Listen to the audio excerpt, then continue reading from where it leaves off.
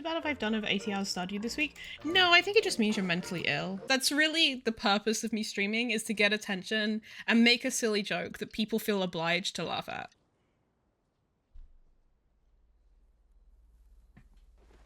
This is my cat. The sexual tension between my stream and Jack coughing on it. Have you ever told me the cheese story? What? That could mean anything, bestie. Lighthouse, lighthouse. I've got to haul you up so my friends can find the way home.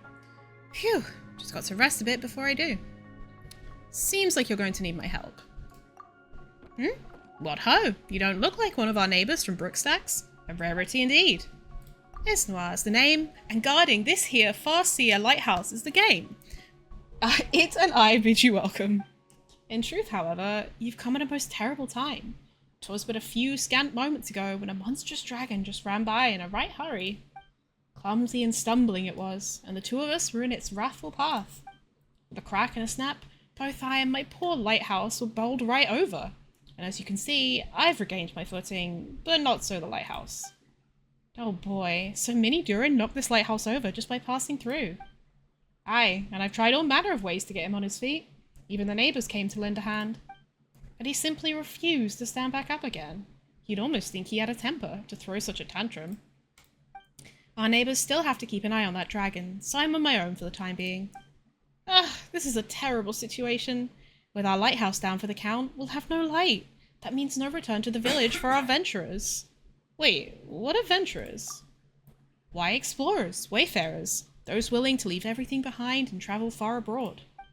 Their journeys take them to the ends of the skies. After all, a mere jaunt over to Constellation Metropole or Rainsong Pond requires no lighthouse to show the way. And so venturers board their little boats and set sail for where the stars set, or perhaps the other end of the rainbow. When they wish to return, this lighthouse shall be their guide. When they return, some venturers have grown most strange, mumbling ceaselessly about value and suitability. But that doesn't stop their luggage from containing many pretty stones, beautiful art, and seeds. Wait, what if they don't wish to return? Why, that is their prerogative. But no matter what, the radiance of the Brookstacks lighthouse shall shine upon the distant places where the stars fall. So long as they are willing, anyone may follow that light back to our village at any time.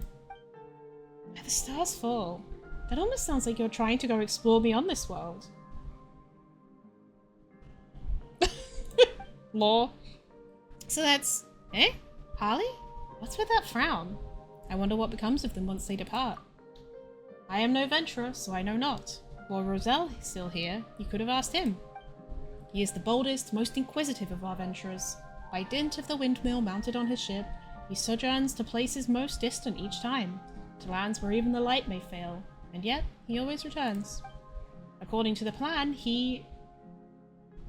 as he related it to me, he should have already returned several days ago. I fear he may have utterly lost his way, like my other wayfaring neighbours. Alright, I've rested enough. Now is the time to get our lighthouse back on its feet to shine once more. All our venturers await its guiding radiance to bring them home, after all. Dear guest, could I please seek your aid in getting our lighthouse back on his feet? That way his light can shine further still, that it may be seen by more of our venturers. Don't worry, I'll get it done right this instant. Hey, are you sure about that? Paimon's not that strong, so she'll cheer for you while you're at it. Does seem a right pickle, doesn't it? What are the typos in this? Why don't we put our heads together and think of something? How about we tear it down brick by brick and rebuild it from scratch? No, the hook that hung the lamp up has been knocked loose. Just one moment of carelessness. Who knows, it could send the lamp rolling down. Let's have a look around, okay. Lift as hard as you can. As Paimon cheers you on, you settle into a steady stance and tighten up your core, both hands grabbing onto the section of the toppled lighthouse best suited for gripping. Adjust the distance, breathe in, stick out your chest, put your strength into your shoulders. Wait, should it be your shoulders or your back? Well, whatever the case, time to put your back and or shoulders into it. Heave-ho! As Paimon comforts you and the lighthouse looks on, you let go for now.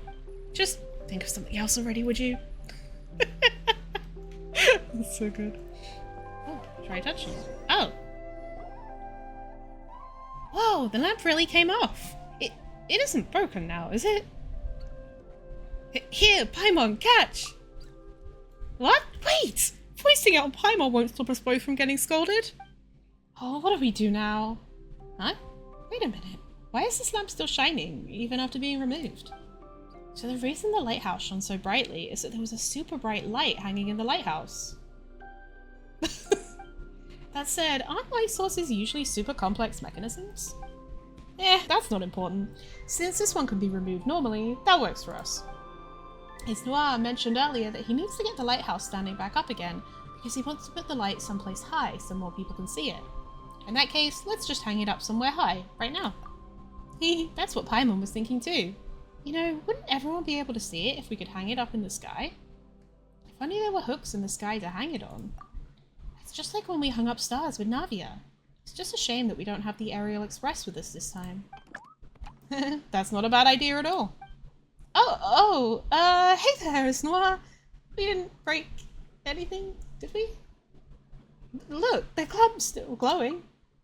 It's almost as if it was how lighthouses are supposed to work, Paimon. Yeah. Why, certainly. If it glows still, it fits the bill. And indeed, you spoke true earlier as well. If we could find a place higher than the lighthouse upon which to mount this lamp, then its light would be all the clearer to see from further away. And as it happens, I do know of an island, the highest point in the area. Roselle taught me how to survey elevation, and I've already estimated the elevation of all the nearby isles in his absence. You know, to pass the time. If we hung the lamp up there, the light would be visible from far away for sure. That should be enough to allow our venturers to find their way back home. Seems like we're pretty bright sparks ourselves, eh? No way a simple problem like this could stump us. That said, this Roselle guy sure knows a lot. Of course, Roselle is the bravest, most inquisitive venturer we have. Not only has he travelled the length and breadth of the world, but he has travelled still further beyond our world on his windmill ship. He often ranges far abroad indeed, even to places where the lamplight fails to touch. But he's told me that no matter how weak the lamp's light is, he always knows where the lighthouse is, and can follow it back to the village. But now the lighthouse has collapsed, and the lamp's light has fallen beneath the horizon. Let's go have a look at that island, shall we? I would love to go, but I must stay and keep watch over the lighthouse, for it is the first place venturers come upon returning to the village. Yes, he has collapsed, but I must do all I can to sort things out here. I cannot allow him to receive our returnees all by his lonesome. And then there's Roselle. He has been drifting so far from home for so long. I absolutely must give him a hug the moment he returns. So please, dear guests, could you help me hang up the lamp at the highest point possible? I have some savings. Your deed shall not go unrewarded. Roselle's that awesome, huh? Of course. He will not sit around and wait for death. His heart is far too stout for that. Even should the lamp's light fail utterly, he would drive onward and forward with that windmill, seeking hither and thither for the way back to our village. So please help me, dear guests. And Roselle too. Well, at this point, we're not going to say no. Thank you, thank you. My gratitude and more. On behalf of my lighthouse and Roselle too. I shall be here waiting for him, and for you. Travelling abroad is a good thing, of this there is no doubt. Yet there are some venturers who return from their travels changed. Some mumble constantly about value, and when they see a beautiful hat, they immediately ask how much it costs and what materials it's made from. It's almost as if they cannot see the flower in that hat, or the beautiful patterns woven into it. Roselle says that it is because the many things venturers have seen colour them, like ponds into which paint has been thrown. I asked if it was a good or a bad thing, but he merely called it change, and that change is neither good nor bad. I must confess that I simply do not understand. Mind telling me more about Roselle? Roselle was my neighbour.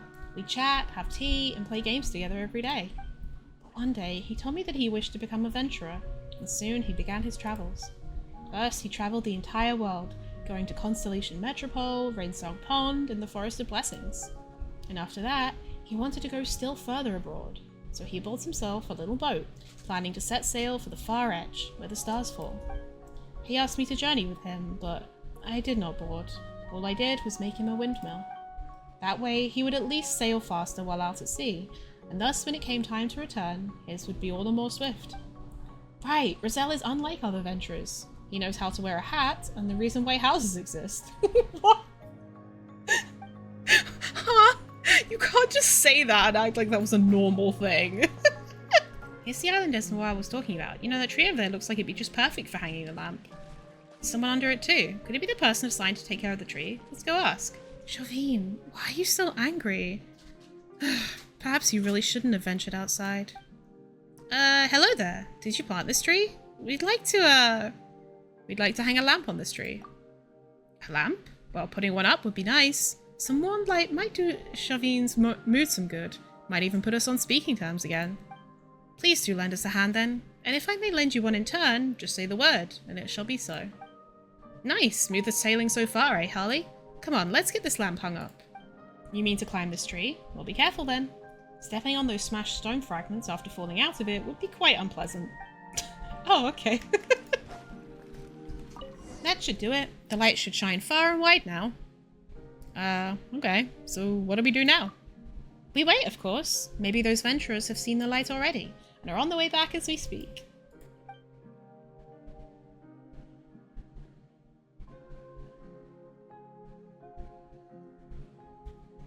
Well, nothing's happened. Not a person has returned.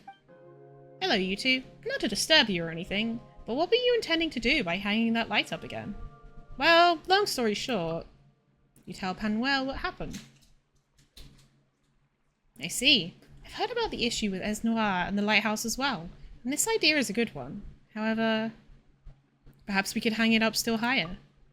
Well, it's not like we can literally hang it up in the sky, can we? Hanging the lamp up in the sky, that could perhaps be possible. So is there such a place to hang the lamp? Please let me finish. This idea of mine may not actually work. The Whispering Isle is not far from here. If a gift is offered unto the goddess on that island, she will grant the supplicant their wish. Whoa, that's some island. Righto, so let's take this lamp on over to that Whispering Isle and see what the deal is. That said, I do not know if that goddess still hears our wishes. I've been to that island to offer gifts, but my wishes were not granted. Perhaps something's gone wrong somewhere. Eh? What did you wish for? My wish was a simple one, to be friends with Chavine forever. We used to live here together, taking care of this tree, drinking tea and chatting. Aww.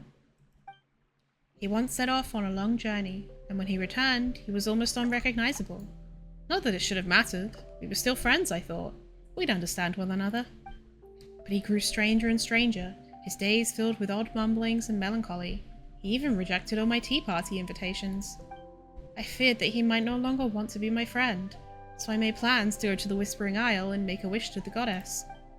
The oldest legend in our village says that originally, the goddess greatly favoured the brave. So long as a valiant person were to bring her a gift as proof of their courage, she would respond to them. But I feared that she would not bestow her favour upon me, and so I brought a dragon scale with me. Do you know about the giant dragon that suddenly emerged from the Titanium mines? It flattened a great many homes and even mashed that mountain. Now our venturers can no longer repair their boats or make tools there, and have had to change from whence they embark on their adventures. That mountain is just over there, but nowadays he's as broken as the broken sea itself. We've constantly tried to chase the dragon away and defend our village. Whenever it flew above our village, we would grab chairs, tables, forks, and spoons with which to chase it away. Seems as if you've succeeded thus far.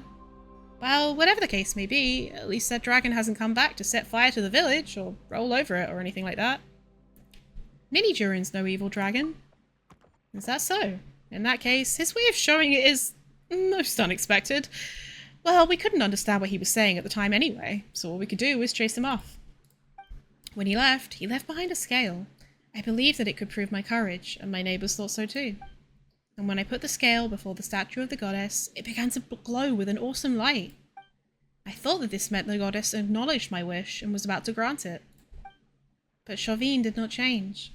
He still refused to come out of that pot, and he remains as upset as ever. He even advised me to become a venturer and go on a long journey with him. No way am I doing that. What if the dragon is just baby? Dragon is baby. Wait, come out of what pot now? That's right, Chavine is presently a flower in a pot.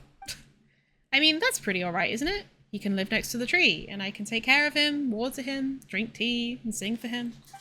But he always says that no matter where he goes, he must be sure of his place, something he learned from his venturing, and that pot is his place. Coax and cajole as I might, I can't get him out of that pot. The goddess didn't make my wish come true, and I don't know what the matter is. Sorry for going on and on like that. Must have taken up quite a bit of your time there. The Whispering Isle is that way. Perhaps the goddess will be more willing to hear your wish. Alright, next stop, Whispering Isle. Still, Panuel said that his friend is a potted flower. How do you make friends with something like that anyway? Let's ask him when we have some time. Just what is Shavine thinking? He doesn't even want to talk to me about Shavine. Hello there. I'm really sorry, but it's Shavine. He's still angry at me and refuses to come out and speak with me. But the wind and sunlight can't reach him down there. What if he withers? What then? Since we're talking about a potted flower, we can just scoop him up. I've tried, but as long as Shalvine's upset, I can't even get close. He's in such a stormy mood that I nearly got blown away. Wait, how can being angry blow someone away? That would make it hard to get close, yes. Maybe the reason he's so furious with me is because I've refused to venture out with him before. Please, dear guest, can I trouble you to check on Shavine? Perhaps you might even be able to reason with him. No problem, we'll give it a try. Yeah, we've travelled to so many places and seen so many people. We'll probably be able to convince him. That's wonderful. You can find him in the cavern below this island. Please, if you'll head that way. I must tidy up this place and find a good place for Shavine to soak up some sun. If I were to see him, he would surely think me clingy and become even more tempestuous. Oh no. Wow, the wind's so strong, so that's what he meant by a stormy mood. Calm down, we have something to tell you. And what else sent us here? Ah, phew, the wind's finally stopped. Listen to us, please. Fine, I'll listen to what you have to say, but before that... Look how shocked the two of you are. I'm sure you're dying to ask, how can a flower speak? Or perhaps, how did you turn into a potted flower? Do people usually ask that? Outside, yes, many. After I returned home, no, nobody has asked. By outside, do you mean outside this world? I've heard that you only became like this after venturing. Well, well, look who's so well informed. I suppose Panuel must have told you? That's correct. I became like this while I was venturing. To borrow a phrase from that Roselle, this was the change I chose to make. Paimon gets change, but why change into a potted flower? Could it be you really, really like plants? No, I just wanted to find my place. I met many people outside this world. Some were chefs, other florists, others teachers. Almost everyone had found a place that made them feel at ease. That was how they'd all managed to establish themselves in life. And me, all I could do was venture. I had never thought of finding a stable place for myself. This flower pot is your place. Exactly, you catch on quick. As a flower in a pot, I'll always have a place that puts me at ease. But since I've already got myself a pot and a place that belongs to me, why do I still want to go out venturing? I'm a venturer after all. Without venturing, is there anything else of value I can do? I don't get it. The more of the outside world I see, the less I understand. Between having a place and venturing, which is more important? The more I think about it, the more my head hurts. And when I talk with Panuel, I always duck his questions. I'm afraid of misleading him. If he loved venturing, would he grow to hate it after seeing me like this? He is my friend and always will be. I must be honest with him, and I have answered all that he has asked. Including that the reason I became a flower is so that I could have a place that made me feel at ease. Perhaps my answer upset him, or perhaps it's because he doesn't like the way I am now. We are growing apart, but as I am but a potted plant, I cannot go up myself. But it's probably for the best. I'm sure Panuel doesn't want to see me anyway. He must be angry with me. Oh, so that's what's going on. You both think the other one's angry with you, and so they aren't willing to meet. What? You mean Panuel isn't mad at me? He actually thinks you're the one who's angry at him. You tell Shavine all about everything Panuel is thinking. Skies above, how could I ever think such a thing? I have never wanted to see him upset, and even should the corners of his lips twitch downward, my heart would be utterly shattered. Dear guests, I must ask you to bring me up. I beg it of you. I must see him with all haste. I cannot wait another minute. No, not even another second. I was waiting for you to say that, my potted friend. Paimon was waiting for it too. Off we go, Harley. Shavine, you've come. Please, listen to me. I've never been mad at you and never wanted to leave you. I was only worried that you didn't want to be friends with me. I know that some venturers change, and I was worried you had too. I prayed to the goddess, but I couldn't find a good enough gift to offer, so she naturally ignored me. No, Manuel, such a thing could never happen. I will always, always be your friend. I must apologize to you. I was so focused on my own thoughts that I failed to listen to what you were saying. I assumed you never wanted to see me again. Seems we've cleared up this misunderstanding. Yeah, Paimon thought you two had some crazy sticking point, and was so super mad you didn't even want to try and understand each other. But at least it's come unstuck now. Thank you both, my dear guests. Without you, I'd definitely still be holed up in there, refusing to come out. But now I can finally share what's in my heart with Panuel. I am always willing to listen to whatever you have to say, Shavine. Whether you wish to speak of venturing or of flower pots, it's all fine by me. Right, dear guests. Please, take these. I gathered them specially for you. May the goddess bless you, that you may never argue with your friends, and that someone will always be willing to listen to your innermost thoughts. Aw, that's so fucking gay. Incredibly homosexual. Is there? It should be the Whispering Owl. Guess these statues are meant to represent Staring into my eyes is Don't know what kind of offering to give. Let's have a look around I can't first. promise you'll like what you see. It's a statue presenting how your armor's strong. This should be the dragon scale that Panuel used to wish then. It can't be retrieved. Really? Huh. If nothing else, at least we know he did come here to wish before. Make the wish you hold so dear and the reasons for your prayer you must make clear. 3 statues, and it looks like we're gonna have to offer them 2 more gifts. But what should we offer? Paimon hasn't a clue. Any thoughts, Harley? If it should be related to the wish, we should offer that lamp. That makes sense. Esnoir's wish is to see this lamp hung high for all to see, right? Well, that just about clears armor, but we don't have any clue where to begin with weapons. Could be a sword, a polearm. There's way too many options. Let me fish out all my weapons from my backpack first. Eh? No, hold on. Panuel placed a dragon scale here before, so this weapon should have something to do with dragons too, right? No worries, I have dragon-related weapons too, don't I? Paimon means something related to dragons in this world. This world. And that might be true enough, but... why don't we go talk this one out with Mini Durin? Huh? Paimon thinks we better not. What are we gonna say, anyway? Oh, could you spare us some scales or a horn? Pretty please? That just doesn't seem very polite. Yeah, we're not doing anything sitting around here and thinking. Panuel said that the dragon crashed into that mountain and smashed it, right? If we're lucky, we might find some draconic bits and bobs. Teeth, horns, or maybe some other stuff like that. Oh, now those sure sound like weapons. Right? Let's go then. And let's hope that mountain isn't as broken as he said. That said, Whispering Isle is pretty big, huh? The 3 goddess statues up there are huge too.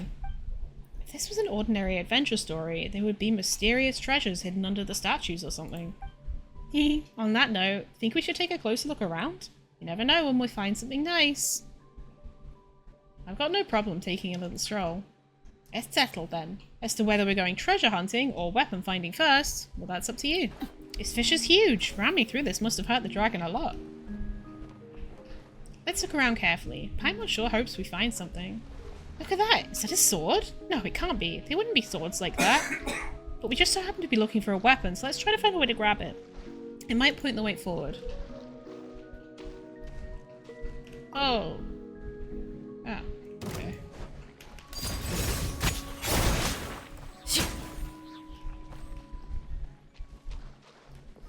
Try again. If it will... Hello?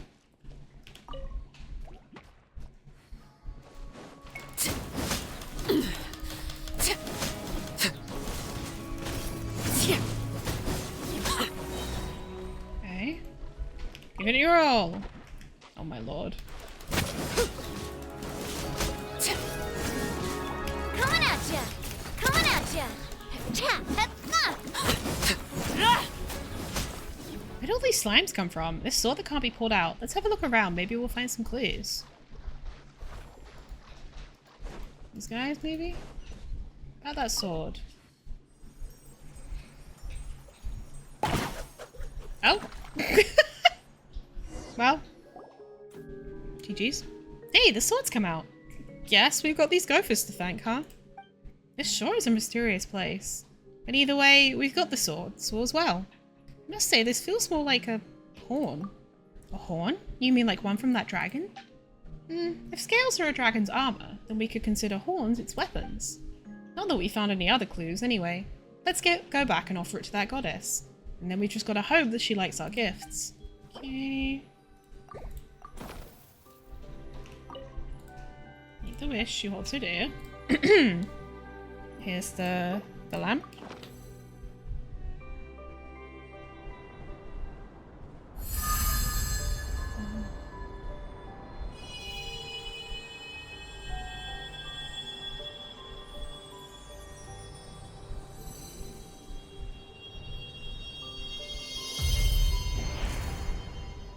Cool. Wait, they have a moon now.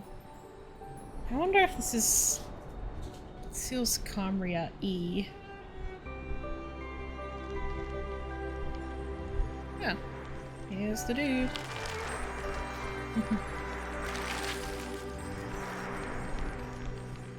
God, the windmill, it's Mondstadt related, right? That's what it makes me think of.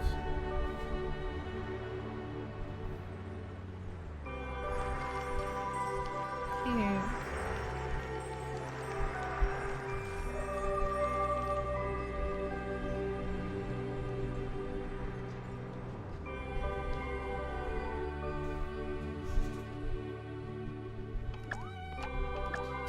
Esnoir! Oh, it's so good to see you. I knew I could trust you, and the light that you shone my way. I gave you my word, dear friend, and now you're back. As for the light, however, you have our two guests to thank. Skies above, that was you then. I thought you had been stranded on that island when I saw you on my return trip, which is why I invited you on board.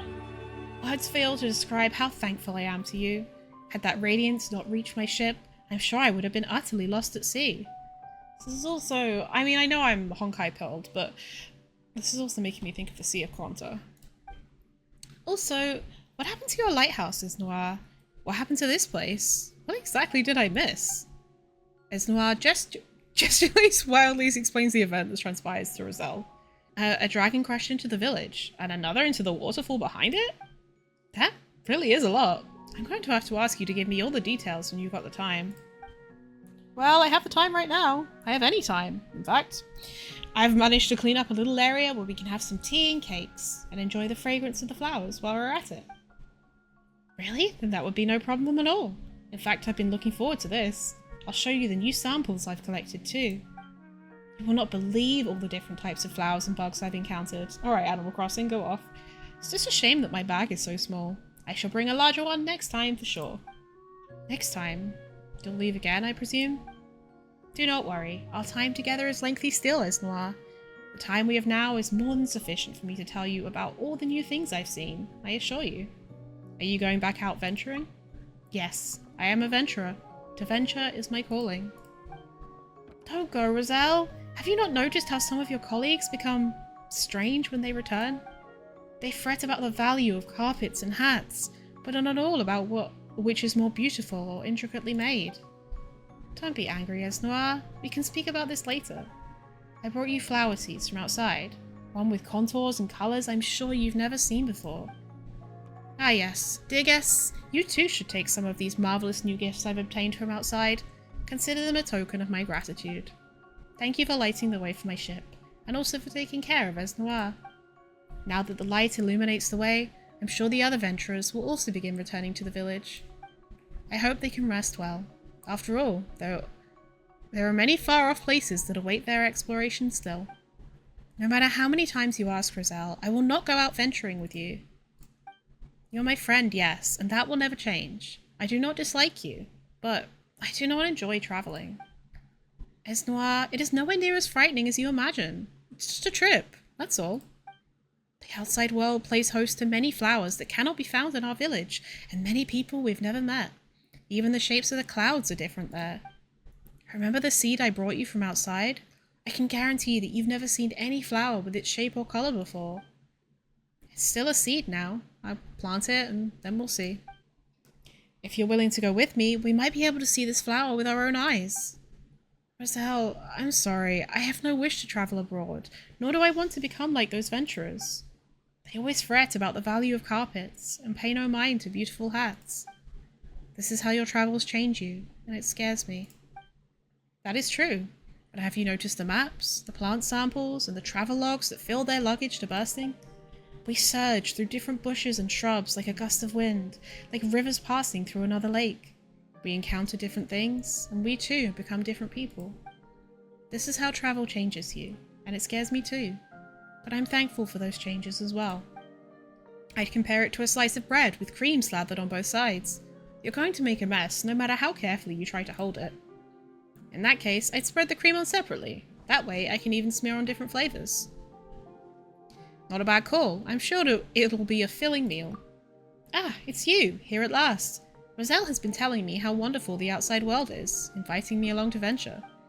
Do you know much of that world? Is it as he says it is?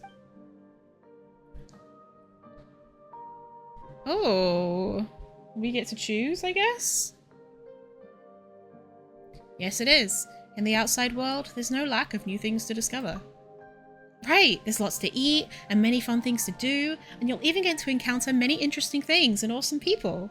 For example, you'll find those who focus on the beautiful essence of all things. You'll bear witness to radiant, unfading ideals. You'll get to meet those who work hard to realize their dreams. Really? Dear me, I'd believe the outside world to only be conscious of value and to be full of those who wish to wear hats but dare not. Well, you can think of it like a cake with various chocolates scattered on top. Every bite's a whole new experience. That's way better than having all the chocks taste the same, because that would make for a super ordinary cake, right? You've mastered the local lingo, I see. Well, who wouldn't after listening to it for this long?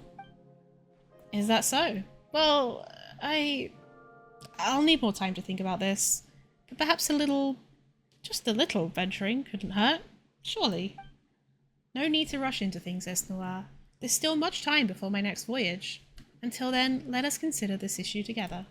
Roselle, maybe I can go with you, but I just don't know where to even begin preparing. That's easy. Prepare your jam, bread, and curiosity. Put on some comfortable clothes and bring a spare set as well. Finally, prepare yourself, because you might have to throw some of those things out along the way. Oh, it all sounds so complicated. And I don't want to throw them away, because they're mine. They're precious, and I like them. And you'll discover new precious things after those leave you, my dear Esnoir.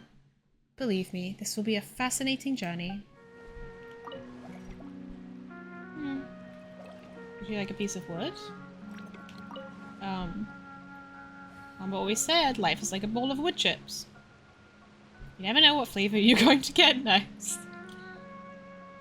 You're a fast fella. Wish I could be too. You've got short legs. But that day, I ran into them monsters. And everyone shouted, "Run, Diamond, run!" And that's what I did. I ran clear across the Forest of Blessings, clear across Constellation Metropole. I ran clear to the Titanium Mines. And then I got company. Because there was this dragon who don't come out from inside. Mama always said, always be on the lookout for new adventures, rather than dwell on the past that's already behind you. I think that's what my running is all about. Want to keep adventuring? Thanks for listening to me. See you around, traveller. Aw, that's such a wholesome chest to get. What the fuck? Quick.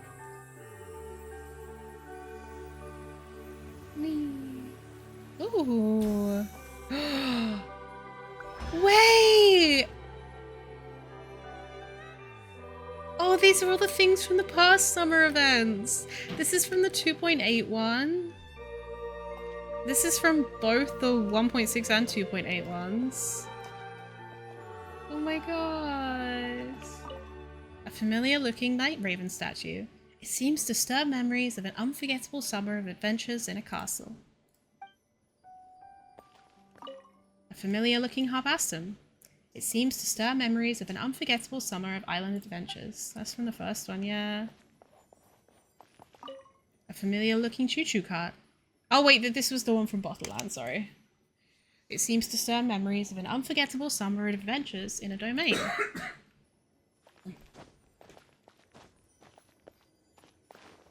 This is so cute.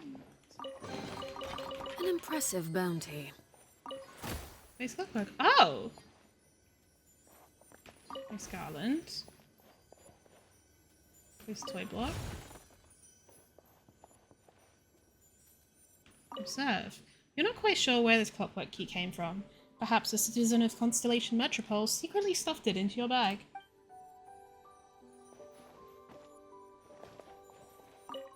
You're not quite sure where this flower ring came from. Perhaps an inhabitant of the Forest of Blessings secretly stuffed it into your bag.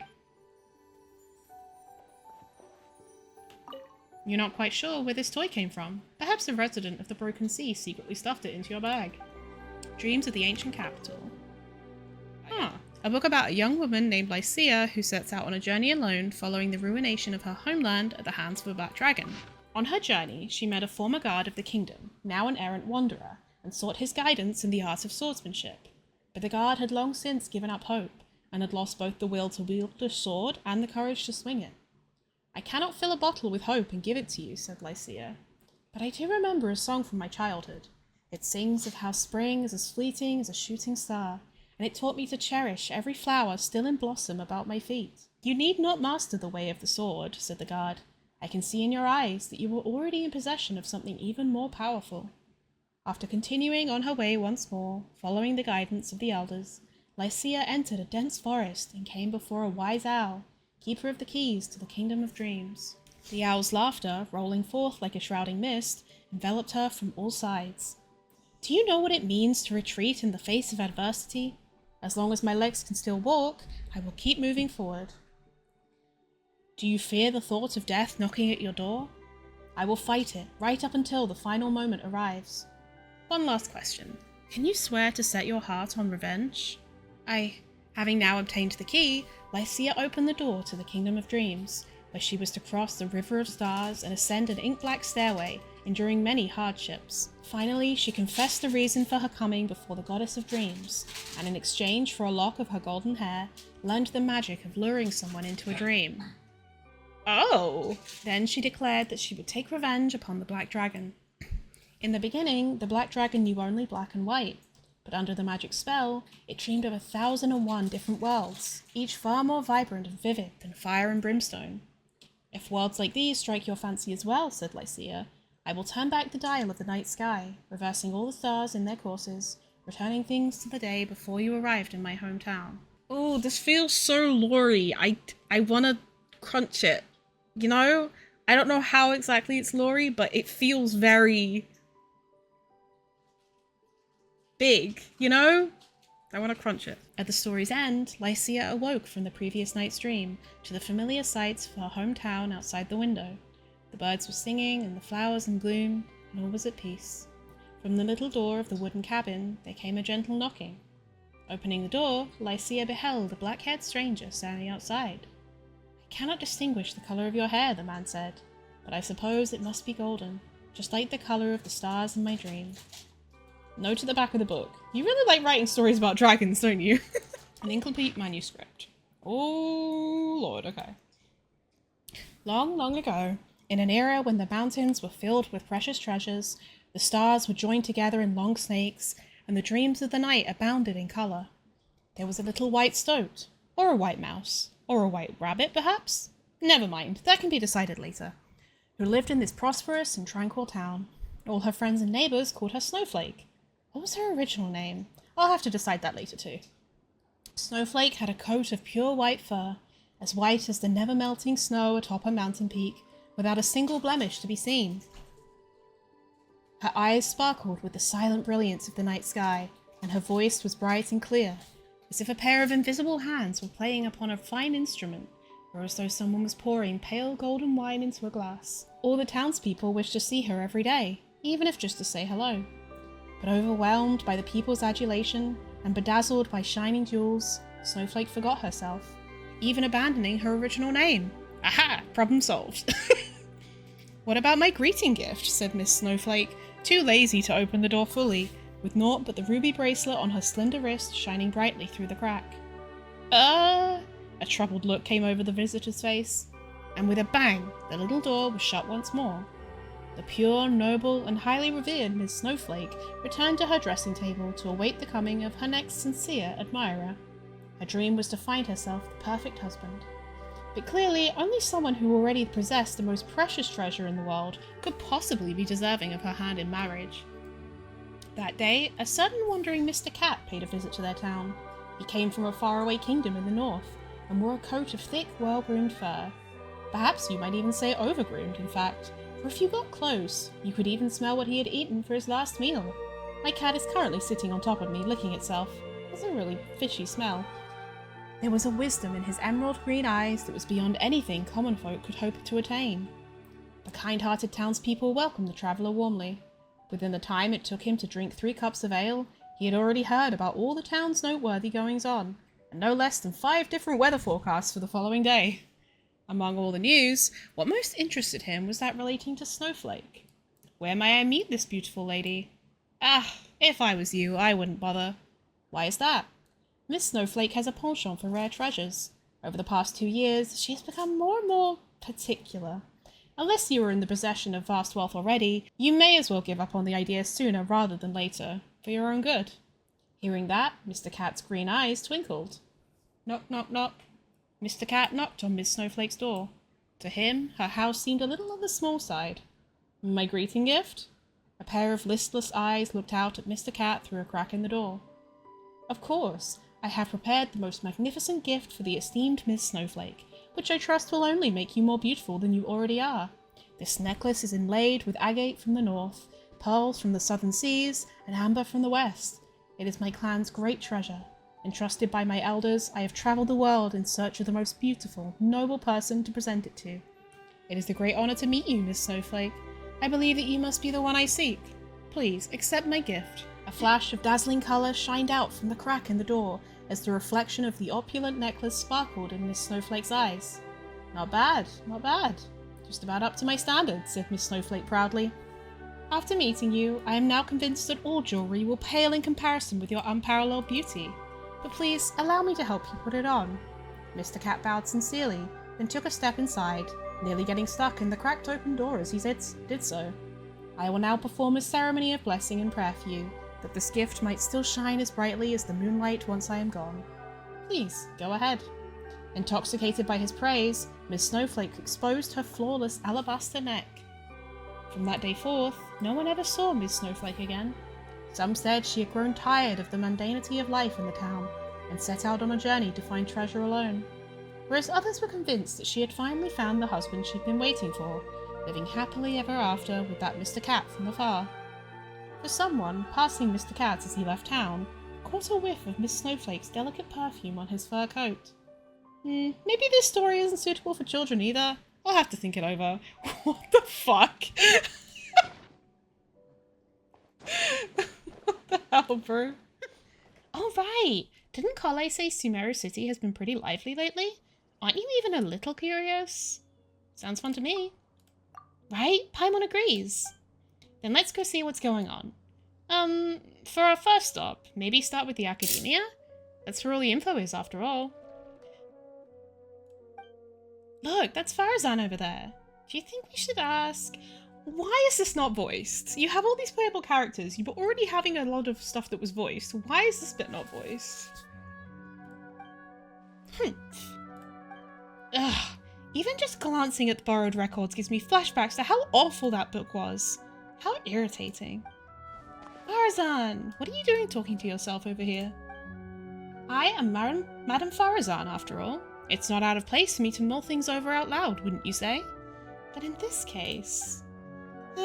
never mind, forget about it. Why'd the two of you suddenly decide to drop by? Well, about that. We heard something about a party, and didn't want to miss out. Kale told us that Sumeru is the place to be now. Apparently tons of interesting things are happening, so we thought we'd ask around. Any idea what she was talking about? Interesting things. What might Kale find interesting? Tignari's tail getting so fluffed up like a ball of tumbleweed? Or Sino climbing a tree and getting his hood caught on a branch? Whoa, we've really missed all that? Seriously? And nobody thought to tell me? Still, she said there was something big everyone's been talking about.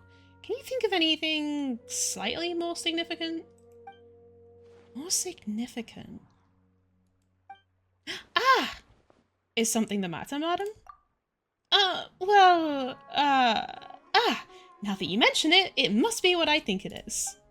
Recently, rumours have been going around about a certain book. Eek! That's a classic horror story opening. It's not some kind of forbidden tome or anything like that, is it? Forbidden tome? As far as I'm concerned, it might as well be. Tell me, have you ever read one of those really, really, really badly written detective novels? Ugh, I unfortunately did. Tell me exactly how bad it was. Ooh, leave this to Paimon. For example, the type where you start off thinking it's a locked room murder mystery, but it actually turns out that the whole building was just moved. That's right, or it's supposed to be based on pure reasoning and logical deduction, but at the end, it turns out that the culprit has some kind of superpower. Exactly, or it starts out super serious, but in the second half, it just reveals that everyone lost their memories out of the blue. Or it's set in a mountain village in the middle of a snowstorm, and the police officer who's been portrayed as a serious figure throughout the whole story suddenly turns out to be the murderer, without even the slightest hint of foreshadowing. You're both being way too specific. My apologies, I let myself get a bit carried away there for a moment. Anyway, to cut a long story short, I did borrow a book like that a few days past. So you borrowed a badly written book, but that happens to the best of us. Oh, that's the problem. Blizzard-swept mountain villages, superpowers, police officers who turned out to be criminals. This book had it all and more. Reading it was tantamount to torture. And despite how complicated it wasn't engaging in the slightest. But there have been all sorts of rumours circulating about this book. Because of the strange marks drawn all over the pages, people are saying that it must be concealing secrets. Do you think there's treasure involved? I'm not sure, but there must be many who believe so. Not only have more and more people been borrowing it, but they've all been specifically asking for the marked up copy. Have you borrowed it too? Yes, I have. As you well know, I am a scholar, so it's only natural to have a bit of curiosity. So just what secrets does the book at the centre of the rumours actually hold? I read through carefully from start to finish. Most of the marks are circles, but the beginning and end points of each stroke differ, as does the colour of the ink used. Most importantly, all the names of people in the book have been circled. Not only that, many of them were adapted from famous figures in Sumer's history. Some speculate that these marks must have been left by different scholars over the eras, each researching the book's secrets, each searching for a name they believed in. Others believe that they are a kind of notation made by different people belonging to the same organisation, and that the names circled are their code names. Hex and circle. Still others think that it is some kind of encryption cipher, but even after finishing it, I came no closer to uncovering the mystery. Not only was reading it a complete waste of my time, but sheer absurdity of the shoddy excuse for a plot several times over. I was so angry that I returned the book immediately, and when I came to the House of Dana today, I found lots of people skulking around. I suppose they're all still looking for that thing. No wonder you zoned out like that. Paimon's guessing you won't be borrowing any more detective novels anytime soon. Indeed. Paimon, Harley, surely the two of you must understand how I feel. Don't worry, madam. I feel your frustration. What's the book called? We'll borrow it and take a look ourselves. It's called Reasoning Knows Not Time of Day, but Suspense Always Follows a Blizzard. You sure it's a detective novel? Sounds more like the title of a light novel. Tell me about it. Anyway, read it at your own risk. It truly is unbearably boring. You want to know what kind of books I like? The spectrum is just so broad, I don't know where to start. So many books with long titles here. Let Paimon have a look. Working Hard and Vacationing Harder? What the heck? An Atlas of Rare Rainforest Dwelling Species, Professional Edition. The Art of the Construction of Coffee Machines. Who exactly reads these? Secrets of the Elemental Sciences. The book jacket even says, Expert Approved. The former Sage Cyrus praises this as an excellent entry-level book. And this one, a compilation and summary of common basic grammar rules for rare languages of ancient desert peoples. Ugh, now Paimon's dizzy. It's just so many What? Come on, Paimon, you can learn 20 different... Huh? Is that Layla over there? Let's just ask her. She may know something. Holly, Paimon, it's been so long. I'm still a bit tired. Didn't sleep well last night? I was reading a novel, so I stayed up late. It wasn't that detective novel that everyone's been talking about, was it? The one with the super long name? Huh? Oh, no. If you're talking about reasoning knows not time of day, but suspense always follows a blizzard. Oh, right, yes. No, it wasn't that one. Madame Farazan said it was really dull, so I didn't borrow it. Oh, so you're not that interested in the book's secrets? I haven't even been able to keep up with my own work, even though I'm up late all the time these days. But way more people have been interested in the book than I ever imagined. 7 or 8 in a single morning. I feel like a living signboard sitting here like this. Kaveh asked me the same question, so he must be looking for it too? He was even hiding behind a ladder before, looking for something. He looked really embarrassed. Searching for something, hiding behind a ladder. He must be after Mora! That's gotta be it, so he can hurry up and pay off his debt to... Wait, no. Let's just pretend Paimon didn't say anything. Layla, you're really sleepy, right? You must be dreaming this conversation. I didn't really get it anyway, but if you say so, it's a dream. Thank you, we'll keep on looking. Okay, see you next time. It's not often Layla falls asleep so quickly. Good for her. Paimon thinks we should go ask Kaveh now. If he's searching for the book, he must know something. But where is he now? Good question. But we can try hanging around where he might show up. There's a good chance he's there right now, right? Do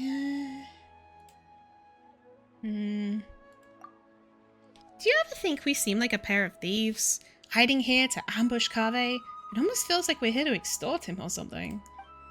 Paimon's not sure why that is, though. We just want to ask him a couple of questions, that's all. When have you ever been bothered by your conscience? Eh? That sounds like footsteps! Quick, let's take a look. Stop right there, Huh? Al-Haytham?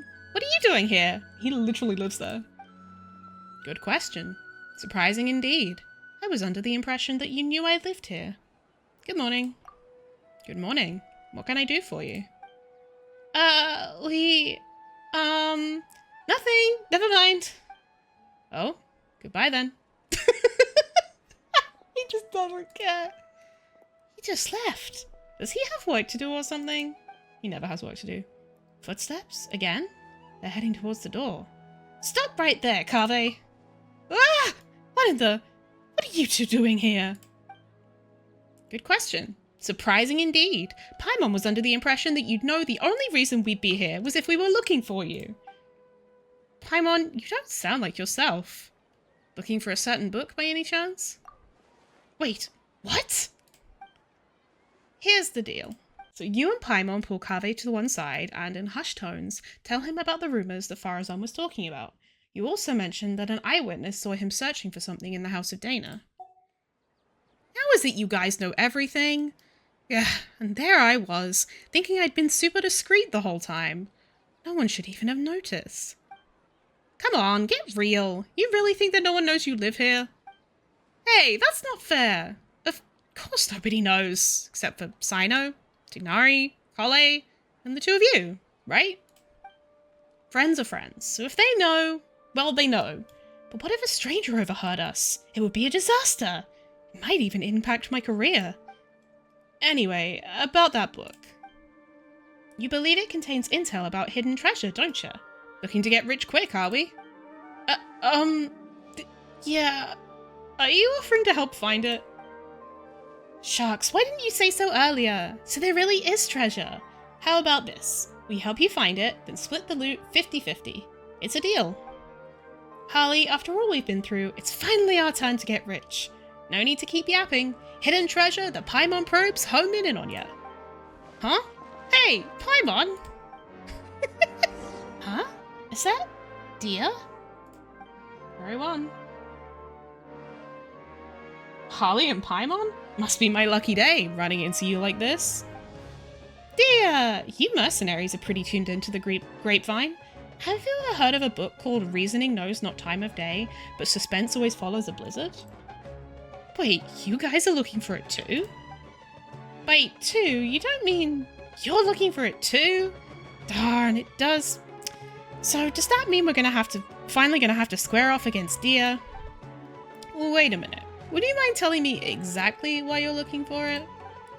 Once more, you go over the rumors that Farazan told you. If it really does turn out to be something important, I'll be sure to let you know if I hear anything. Whoa, really? From your reaction before, Paimon thought you were after it too. Don't worry, a client had asked me to get her the book, but her attitude seemed off somehow, so I didn't take the commission. She's a smart cookie though, and it was like she was hiding something, so I thought she must have had an ulterior motive. Besides, I have other things to look into right now. Compared to some commission, it's more important that you uncover the truth behind that book.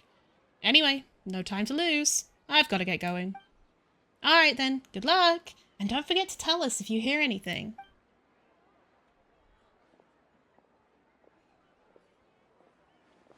I wonder who Dia's client could be. Hey! How are you so fast? Flying's faster than running? Sorry, it's a traveler thing. Alright, listen to me.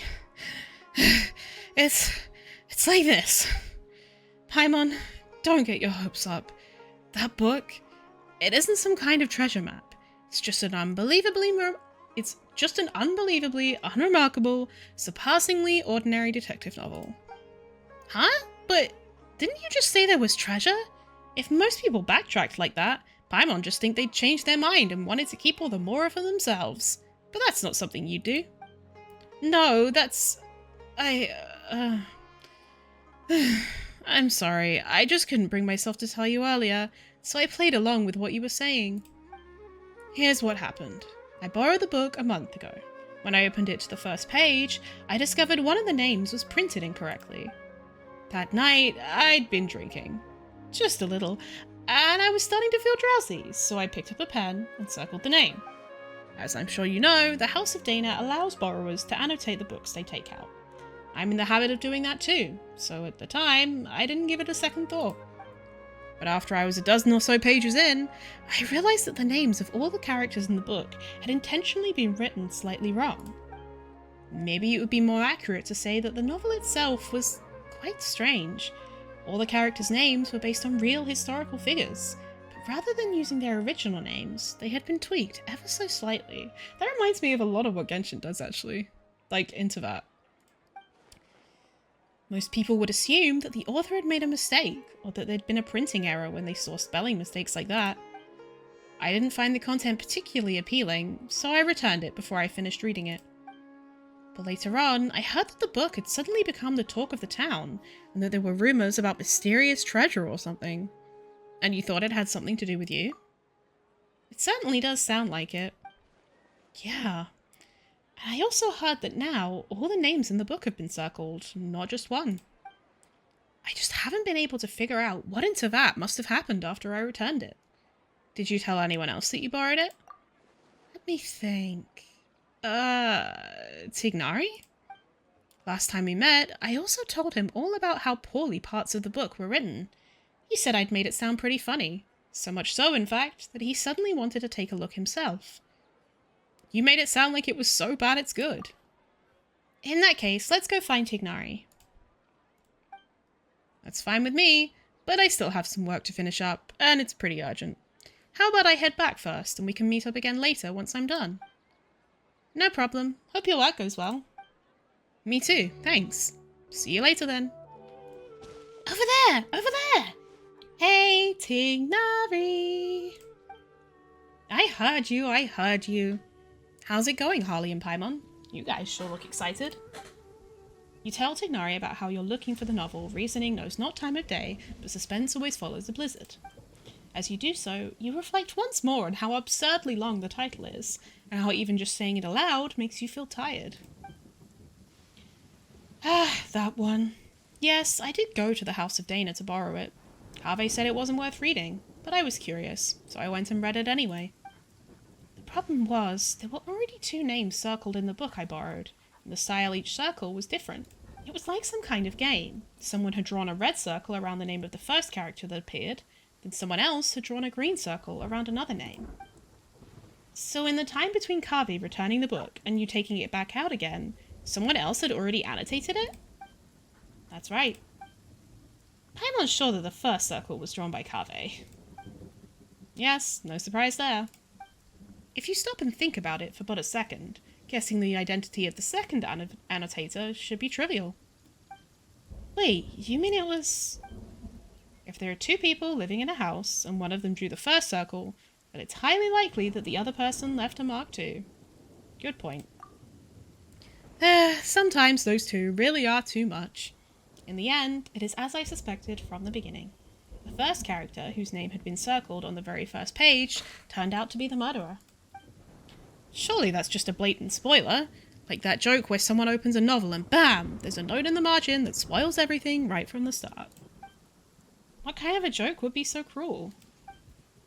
That was one of Cyrus's, and it wasn't just a joke. He said he actually pulled a stunt like that when he was younger. Who was unlucky enough to borrow the book after he'd scribbled all over it?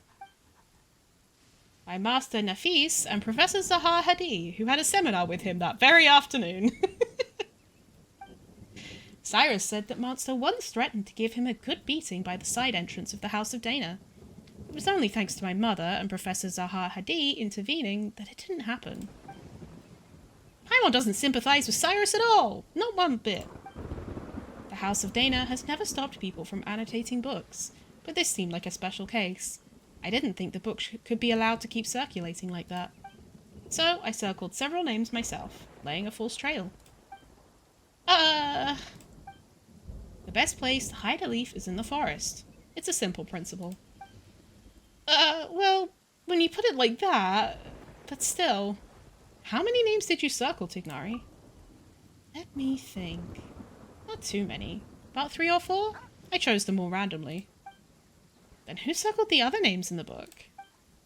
There must have been others who borrowed it and did something similar. I'm just not sure why. Who'd have thought borrowing books could be so complicated? Alright, let's go see if there's any other clues. We'll definitely be able to find out more by asking around. It seems that there's a story behind that story. Look, there's Dia! Let's tell her what the real story is. Huh? Candace is there too. Lesbians! So, I need to reflect a little on what I did. What happened? To meet you here today is surely due to the guidance of the gods. Greetings. Candace, is this a personal trip? Today's trip to the city is to buy provisions for the people of Aru village, as well as help Miss Sataria deliver a message to the sages of the academia while I'm here. On the way, I happened to see Dia sitting in the cafe looking down, so I came over to chat with her. Don't worry, it's nothing serious. It's just that I suddenly remembered a few details about that book after talking with you. Before that client had even contacted me, I'd heard rumours of an exciting novel full of undiscovered secrets. Out of curiosity, I asked Sino to take it out for me. As a desert dweller and a mercenary to boot, the idea of solving a mysterious treasure map is pretty exciting. Paimon totally gets that. We inherited our custom of searching for the gold and wisdom in the sands from the gods themselves. But that book turned out to be dry as dust. A bunch of names had been circled, but I still couldn't figure out what the puzzle was supposed to be, despite reading the whole thing through carefully from start to finish. In the end, I started to think it was some kind of ritual, or game or something, so I picked up a pen and drew a circle of my own. But later on, Miss Dunyazad asked her parents to find a way to borrow it for her. She said the mysterious markings fascinated her, even though she couldn't get into the book itself. If they were just regular annotations, it wouldn't be anything out of the ordinary. But these strange circles, you can't help but want to try and figure out what they might mean. That's true. So, dear, what you're reflecting on is having accidentally interfered with other people's reading experiences. Is that correct? Mm-hmm. Wait, hold on a second. Why did you tell Candace? She's a warrior, you know? Sometimes she has to interrogate criminals and other things like that too. Everyone recognizes that her job is sacred, so when we need to think over what we've gone wrong, we'll talk to her about it. Please, don't be too surprised, my dear Harley. To me, listening to other people's mistakes is just another way of protecting them. By speaking of your own mistakes and hearing sincere advice in return, improvement will come over time. That's the way we do things. But all she did was draw a circle, and it's not like she was deliberately trying to mess with anyone. Besides, everyone agrees that the book itself is just bad. Don't worry about it, dear. That's true. I was just telling Candace how bizarre it is. Be that as it may, it doesn't change the fact that it just ain't right to mess with someone else's enjoyment of a book. That's the bottom line. Anyway, dear, please have faith that the gods will forgive your transgression. Besides, you told me about a part of the story where one of the suspects in the case ended up crawling out of the village on his hands and knees, and he was named Al-Akmal. That's right. The detective in the book argued that he must have leapt across the broken bridge like a frog. Of course, you find out later on his conjecture was totally off base. Why is that? Because it turns out that Al-Akmal has a superpower, so he could float right across the broken bridge. What the heck is the book even about? It sounds completely ludicrous. Al-Akmal.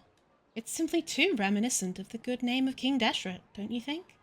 Though considering how transgressive this book sounds, I don't think it's worth overthinking it.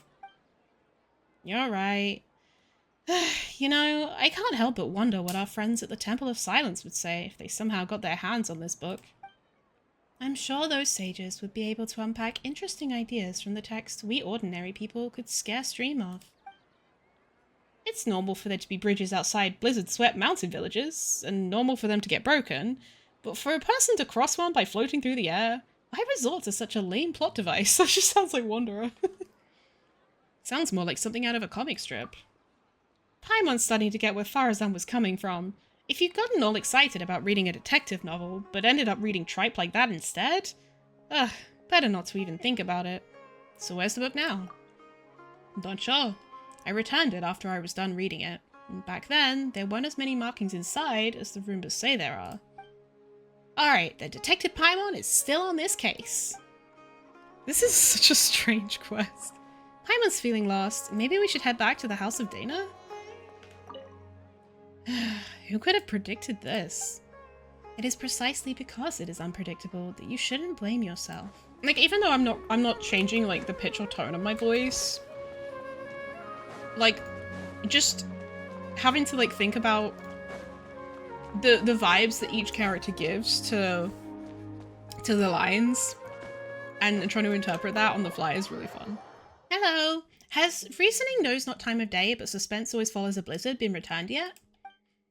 There are 2 copies of this book. One's been marked up, the other hasn't. I'm guessing you're looking for the one with the marks? Oh, you saw right through us. Many others have asked for it too. I apologize though, it seems it hasn't been returned yet.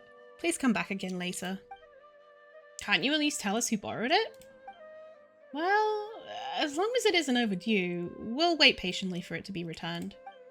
Disclosing borrowers' identities without proper reason for doing so would be a violation of professional ethics, so you'll have to forgive me for keeping that information confidential.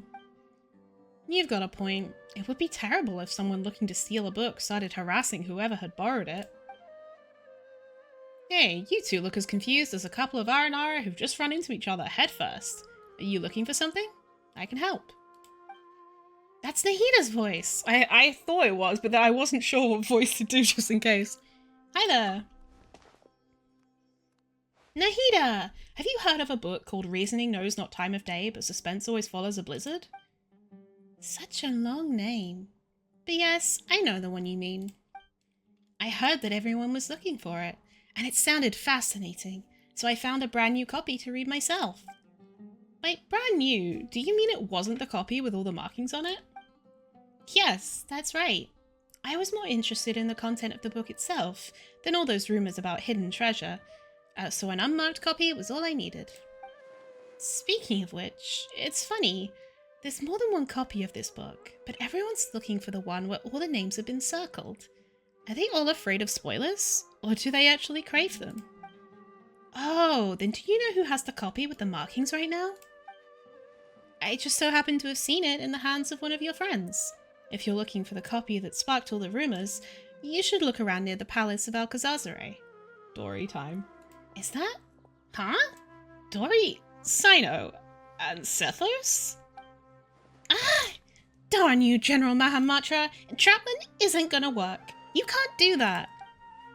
Hey, what do you mean by entrapment? You were the one who said you had the book. I said I wanted to read it, then you agreed to meet me here. Sino showing up too was just a coincidence. Pure coincidence. You... Don't play games with me. I know who you are. You're that new kid Sethos, right? I know you're a friend of Sino's. Huh, so you do know who I am. I saw how Sino was chasing you around, trying to get you to play cards, and how you found an excuse to run off after a couple of rounds right after. That left quite an impression. You didn't have to mention that. No, I think Dory's right about that. You always look for a way out when it comes to playing Invocation. It's becoming quite a problem. Harley and Paimon, you've been standing there for quite a while. Oh, if it isn't my dear Harley and Paimon, what brings the two of you to the Palace of Alcazazare? Might it be that you have come to do business with me, the Lord Sangamabe? Of course, of course. Please, give me a moment to conclude our business here, then I'll be with you straight away. Anyway, General Mahamatra, as I'm sure you are well aware, the means by which I had someone borrow this book from the House of Dana were both completely legal and perfectly reasonable. Seeing as it isn't yet time to return it, you have no right to forcibly seize a book I borrowed. That would only be the case had you not engaged in any irregular activities. Yet just now, a buyer, Sethos, came to the Palace of Alcazazare on the basis of a mysterious message to me to sell her, hoping in vain to purchase a detective novel. What do you mean, buyer? He's one of your people. You sent him here to deliberately try to buy it and entrap me. That is not something I can acknowledge. What I can tell you is that I've had my eyes on this book for some time. Remember, it is forbidden to transfer or sell books from the House of Dana without explicit approval from the relevant authorities. I'm not selling anything, just to be clear. I'm just making the most of an opportunity. If someone pays me a little something on the side, I lend them this mysterious little novel to browse for a bit. If you don't believe me, just ask any of my curious readers. Yes, that's right, your readers. Anyway, I was just showing him the book. Is that so? And here I was thinking you were really going to go through with an illegal transaction like this, Sethos. Huh?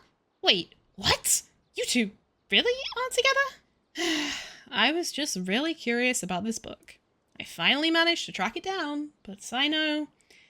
It's true that Dory never actually said she wanted to sell the book. So she isn't the mastermind who started all this? The mastermind? So by your own account, it looks like you might have jumped the gun a bit, General Mahamatra. I'm not handing the book over. You may think you've played an A story, but when you opened the book just now, I saw the truth revealed before me. The book's return date is today. Ugh. That Sino sure got sharp eyes. That's right, I do have good vision. You have less than half an hour before the book is overdue. Give it to me, and I will return it. How could I just hand it over to you like that? This is a mysterious, super awesome, mega amazing paragon of illogical detective novels that is practically a treasure. I'm going to make a fortune off of it. Should you really be admitting that out loud? I didn't say I was going to sell it. It's not like I was being serious. Then how about this? Dory, Sino, why don't you two play a little game, with the book as the stakes? That's one way of solving it. How about it, Dory? Do you dare accept the challenge? If you win, I'll turn a blind eye to the book, for the time being. And if you lose, you'll have to hand it over. Oh, sounds interesting. Very well, I'm in. What's the contest? Are both of you confident in your powers of mental recall? My memory's not bad. Yes. And you have both read the contents of this book, correct? That's right. Huh? Sino, you've actually read it? Oh ho! Well, needless to say, so have I. In that case, I'll just open up the book and flip through a few pages, and you tell me how many names have been circled. Best out of 3 wins. Sound good? Eh? That's nuts! What, chickening out? No, it's game on. Let's go. Good. In that case, the first page. 6. 6.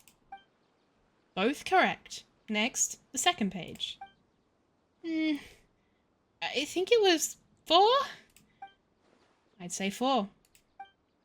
Oh, both of you are right again. 2 draws, so it all hangs on the next question. Listen up.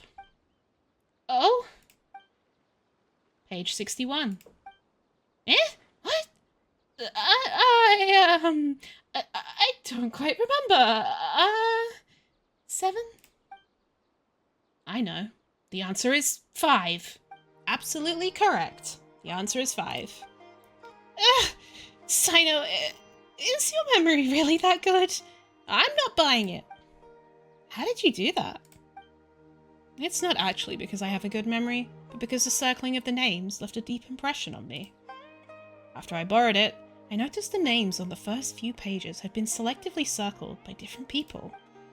Each person's penmanship was different, and moreover, I recognized 3 of the circles as having been drawn by Tignari. Few others used the same color of ink as he does, so it was instantly recognizable. You even know that? Gay. Fucking homosexual gay. Yes, I learned of that habit of his long ago. At that time, I had just been promoted to General Mahamatra, and would go to a secret base when I wanted to get through all the trivial tasks in my in-tray at once with minimal disturbances. I would often find Tignari hidden away on a tree there, doing his homework. Noticing the writing implements he favoured wasn't exactly detective work. In all these years, he's never once changed the ink he uses. Oh my god, they're so fucking gay, bro! Back to that book. Anyone who's read it knows that the first name circled is the real murderer. Perhaps Tignari did not want the plot to be spoiled for anyone else, so he circled other names. Annotating or marking a book is not in itself a violation of book borrowing regulations. But why are all the other marks there? Is there some conspiracy behind them? What do they have to do with Tignari? I want to get to the bottom of this, even if it's just for the sake of my friend. And to uncover the secret, you must become a part of this conspiracy. So, I circled all the other names that were left in the book. This motherfucker. What? To think you'd do such a thing.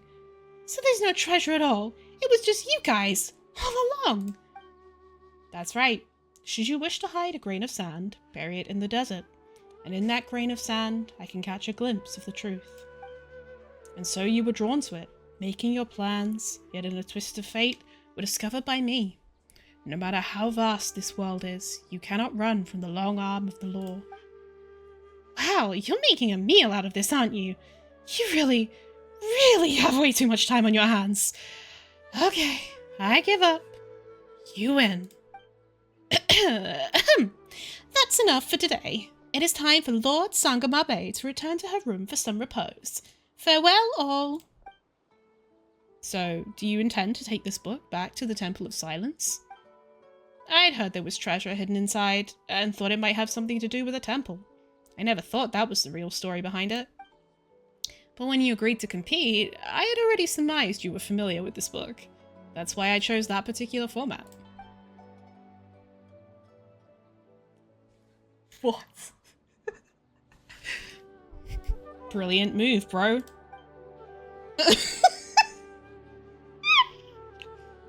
What's with that look?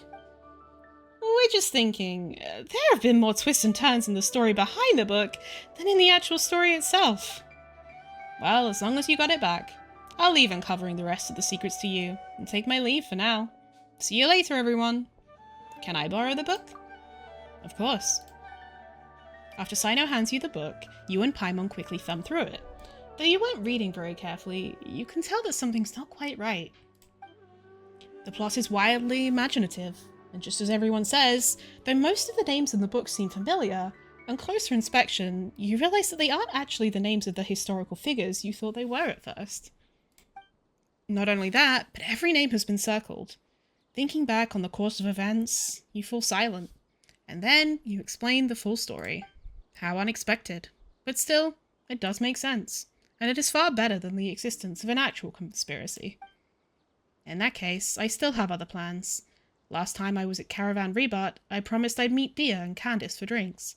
Harley, could I trouble you to return the book for me? Sure, leave that to me. Thanks, friend. Aw. Well, we're finally back. Now, let's return this book. You really found the book? Amazing! I've been waiting here for it to be returned, so I could see it as soon as possible. You recount the entire tale to Kaveh's eager ears. Ah! Seriously? How is that even possible? I circled the actual murderer? Paimon's pretty surprised by this whole thing too.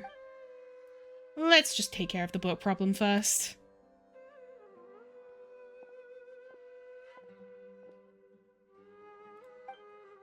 Hello, this book, it's probably all my fault for using permanent ink to mark a page, since that caused a whole mess of other things to happen. Now it's all marked up like this, and there's even a risk of those marks spoiling the story, so I'd like to buy it. The whole issue should be avoidable if the Academia uses the money to buy a new copy. Would you please consider my proposal? Mr. Kaveh, your idea has merit, and it is indeed a good way to resolve this situation. I'll confirm the book's price now, and then you can pay over there. I bet it's going to be really expensive. That's great. Thank you so much. Shortly afterwards, Kaveh accompanies the Academia staff to register the purchase of the book and pays the full amount. The staff member carefully wraps up the thoroughly marked up old book and gives it to him. What a blunder. Regardless, thank you so much for all your help. It was nothing. We were just kind of along for the ride. Still, Kaveh, it'd be better if you used something more erasable to make notes in the future. I understand. I'll never let myself subconsciously correct typesetting errors ever again. No, I mean, I'll never again borrow a book with such a long name. At least for a while. Ah, Alhaitham, you're here. I was looking everywhere for you. What is it? Guess what I've got in this little bag here? If I had to guess, a young man's tears of regret. And what would you know? It's a reasoning knows not time of day, but suspense always follows a blizzard. You actually bothered to memorize a ridiculous and boring name like that? That's just because when I was filling out the paperwork to buy it back at the Academia's office, I had to write it out over and over. Then it looks like this book has a new owner. Only because I subconsciously marked up the book with ink. Did you know that Tignari, Dia, and Sino all circled names in the book? And it all started because the name I circled was the real killer. Ah, to be perfectly honest, the moment I first saw the murderer's name circled, I knew this would happen. Wait a second, how come you've read the book too? I had the pleasure of reading it in the House of Dana. The logic is a mess, it's just poorly written. And you left the book out in the study. So you knew I circled the killer? Then did you circle any names in the book? What do you think? So you did? The second one is mine. Why? The best way to avoid spoilers is to add a red herring. Then why just one? Tignari circled 3. I already significantly reduced the probability of the murderer's identity being spoiled for the next reader.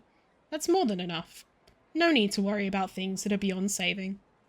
I And just why isn't it necessary? Using permanent ink to circle a name on the first page. That's obviously beyond saving. What kind of logic is that? I bet you just drew your circle for fun. If I must say so, then it's because the circling of the names is far more interesting than the book itself. Fair point. In the end, I only have myself to blame for using up all my pencils. I need to go buy some more. Congratulations, this one-of-a-kind, out-of-print book, personally penned by the hands of so many, is now yours. Do you think I look happy about it? I don't even want it. If it was Paimon, she wouldn't want it either. That's a no from me too. What a silly quest, I loved that.